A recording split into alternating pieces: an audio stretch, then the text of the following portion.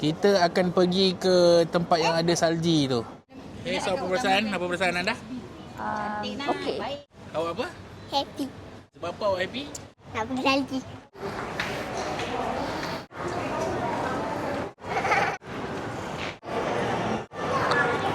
Okay guys, hari ni kita cancel guys. Sebab dekat dalam tu terlalu sejuk. Jadi negatif 8 sejuk dia. Jadi tak dapatlah kita nak pergi. Kita tak ada bawa glove, kita tak bawa hoodies. Bawa baju ni, baju semua nipis. Okey. Tak ada stokin, tak ada kasut. Jadi tak dapat nak bantu. Jadi kita macam jadi je. Kita tak jadi pergi dekat snow tu, kita akan pergi dekat sana. ICT ada lampu-lampu tu. Cantik. Wah, banyak mainan weh.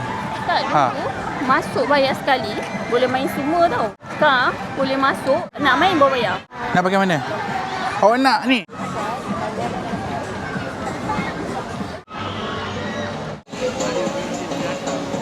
Fun. Ini ada ni lah, Fakar.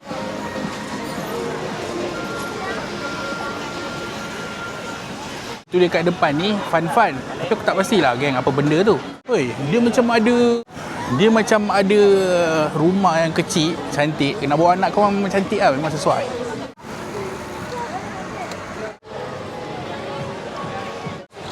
ICT ni kalau korang nak bawa anak-anak korang ni sangat-sangat sesuai lah untuk budak-budak. Kalau untuk orang dewasa, aku rasa belah sini macam boleh join juga. Tapi untuk budak-budak, korang jangan salah sangka tau, ini aku jalan bawa suku ni lah.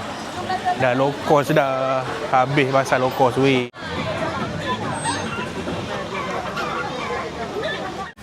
So dah basah dah, macam mandi dah. Apa dapat anda? Panas? Kalau tak ikut, Panas lah. Biasalah sini kan outdoor, memang panas. Pergilah. pergi lawan.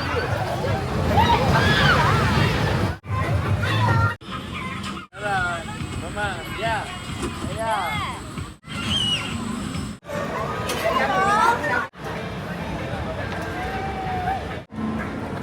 Dulu I ingat tu patung. Okey, Sebenarnya jom. dia sampah. Bila I kenal dengan you, you bawa I pergi sini balik.